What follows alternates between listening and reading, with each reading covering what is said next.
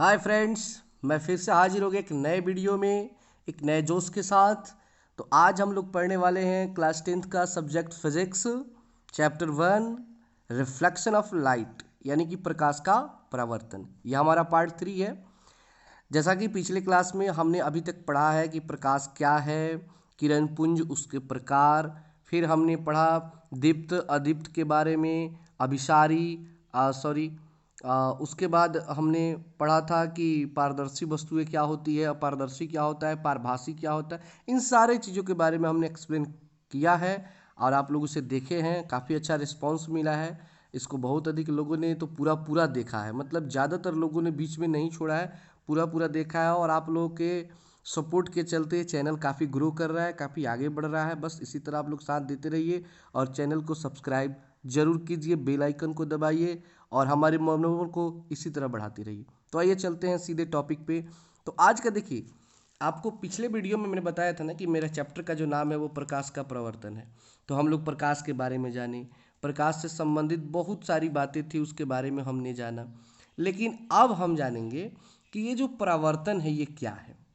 आखिर प्रकाश तो ठीक है, तो प्रकाश का परावर्तन होता कैसा है, रिफ्लेक्शन होते कैसा है, ये सारे चीज़ के बारे में आज जानेंगे। फिर जानेंगे कि प्रकाश के परावर्तन के जो कितने नियम हैं, फिर वो क्या क्या हैं, इसमें कौन कौन सी मुख्य मुख्य बातें हैं, उन सारे चीज़ों की जानकारी आज हम इस वीडियो में करेंगे।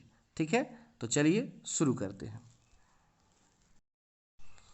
हमारा 10 नंबर प्रश्न है, प्रकाश के परावर्तन से आप क्या समझते हैं। प्रकाश के परावर्तन से आप क्या समझते हैं, बहुत ही इंपॉर्टेंट क्वेश्चन है। वह भी एग्जाम में ये क्वेश्चन कई बार पूछा जा चुका है, तो बहुत ज़्यादा ये एग्जाम के लिए इम्पोर्टेंट है। इस क्वेश्चन को दिमाग में पूरा बैठा लीजिएगा, ठीक है ना। तो हम कहेंगे, जब प्रकाश की किरणें किसी परावर्तक सतह से टकराती है, हम एक एक वर्ड को समझेंगे। प्रकाश की किरणें किसी परावर्तक सतह से टकराती है। जैसे कि मान लीजिए ये एक परावर्तक सतह है, नीचे देख रहे हैं आप लोग, ये एक दर्पण है, जैसे नीचे डॉट डॉट ऐसे करके बना हुआ है, तो ये एक दर्पण है, ठीक है ना। और ये समतल दर्पण है। कौन सा दर्पण है? समतल दर्पण। तो हम आगे पढ़ेंगे चैप्टर में, इसी चैप्टर में ये दर्पण क्या होता है, समतल दर्पण क्या होता है। लेकिन फिलहाल इतना ही जानिए कि हमारे घरों में जो दर्पण होता है ना, शीशा जिसमें हम मुँह देखते हैं, उसी को हम लोग बोलते हैं समतल दर्पण। तो मान लीजिए कि एक समतल दर्पण है और इस पर क्या होती है, कोई प्रकाश की किरण आकर क्या करती है, टकराती है।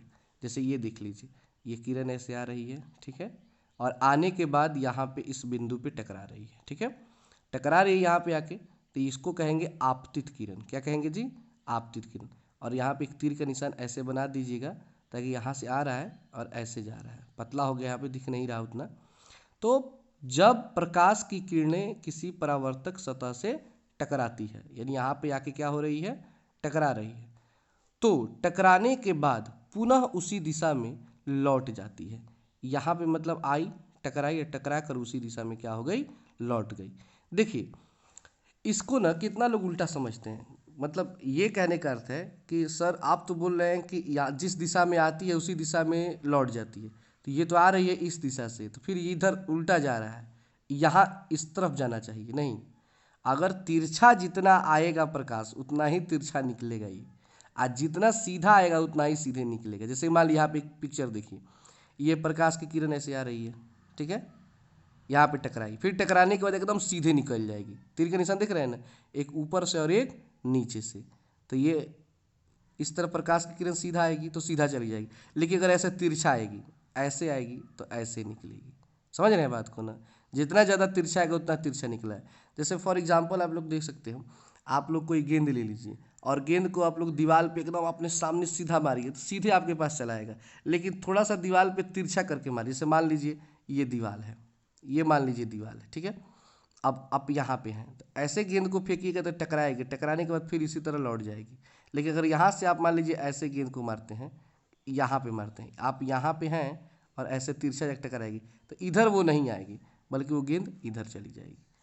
समझ रहे हैं? यही होता है प्रकाश के परावर्तन में भी, कि जब प्रकाश की किरणें किसी परावर्तक सतह से टकराती है तो टकराने के बाद पुनः उसी दिशा में लौट जाती है। इस घटना को प्रकाश का परावर्तन कहते हैं।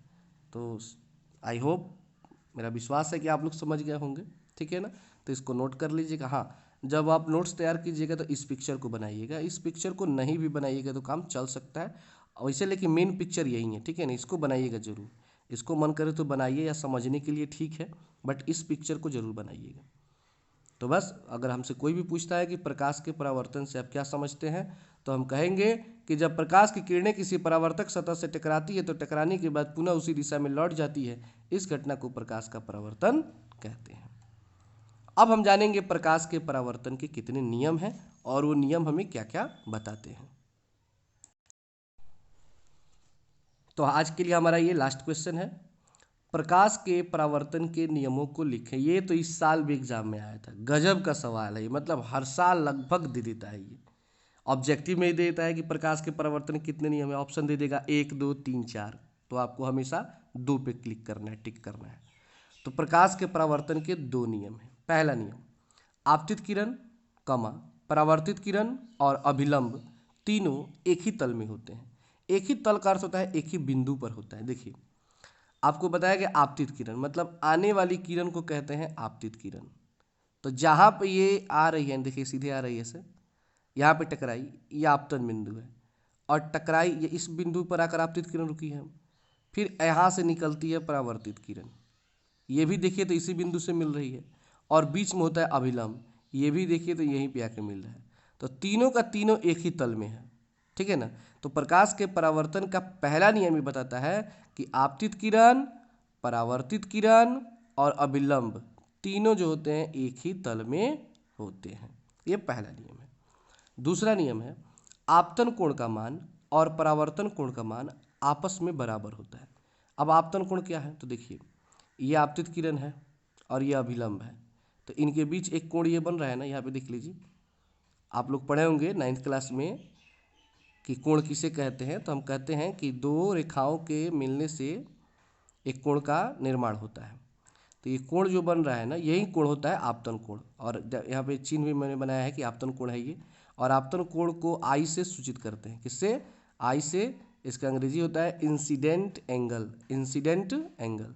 और एक होता है परावर्तन कोण जो इस दूसरे साइड में बनता है, मतलब परावर्तित किरण और अभिलंब के बीच बने कोण को परावर्तन कोण कहते हैं, और इसको आर से सूचित करते हैं। आर मतलब होता है रिफ्लेक्टेड एंगल।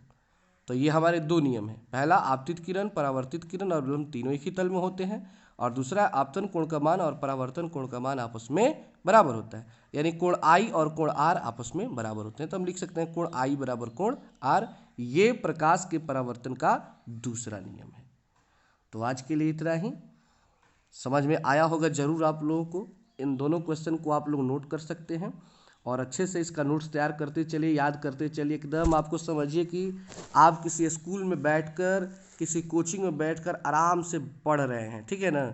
और जितना मन, देखिए वीडियो को आप लोग कभी बीच में मत छोड़िएगा, पूरा इत्मीनान से देखिए, ये ज्ञान की बातें हैं, ठीक है ना, आपकी ज़रूरत की चीज़ है। ये 12th class, 8th class, 10th class प्रकाश का परिवर्तन सब में मिलता है आपको। और मैं फिर से आपको कहना चाहूँगा कि आप लोग का सहयोग ही है कि चैनल बहुत आगे बढ़ रहा है, और आप लोग इसी तरह साथ देते रहें। और चैनल को नहीं सब्सक्राइब किए हैं, पहली बार देख रहे हैं, तो प्लीज़ सब्सक्राइब कीजिए और बेल आइकन को दबाइए, ठीक है। Good bye.